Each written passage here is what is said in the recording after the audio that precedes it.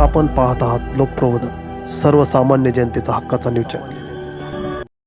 झेप फाउंडेशन पुणे व पर्वती नागरिक कृती समितीच्या वतीने महिला दिनानिमित्ताने आदर्श माता सन्मानपत्र वितरण सोहळा उत्साहात पार पडला। 27 मार्च रोजी पद्मावती नगर येथील पद्मावती मंदिरात कार्यक्रमाचे आयोजन करण्यात आले होते। अध्यक्षा श्रेया फाटक यांच्या नेतृत्वाखाली कर्तृत्ववान महिलांचा गौरव करण्यात आला।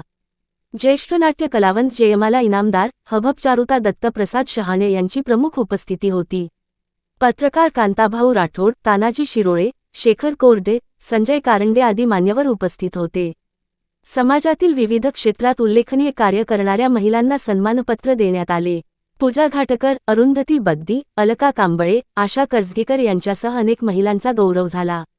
कार्यक्रमात दत्तप्रसाद शहाणे यांनी भक्तिगीते सादर केली। जयमाला इनामदार यांनी गाढवाचा पाळणा सादर करून कार्यक्रमाची रंगत वाढवली। लोकप्रबोधन मराठी न्यूज नेटवर्क महाराष्ट्र विभागीय संपादक श्याम जगताप सर, पुणे।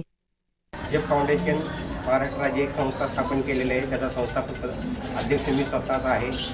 पूर्ण महाराष्ट्रामध्ये वेगवेगळ्या तालुक्यातून जिल्ह्यातून आपण पदाधिकारी नेमलेले जवळ 70 ते 80 पदाधिकारी आहेत।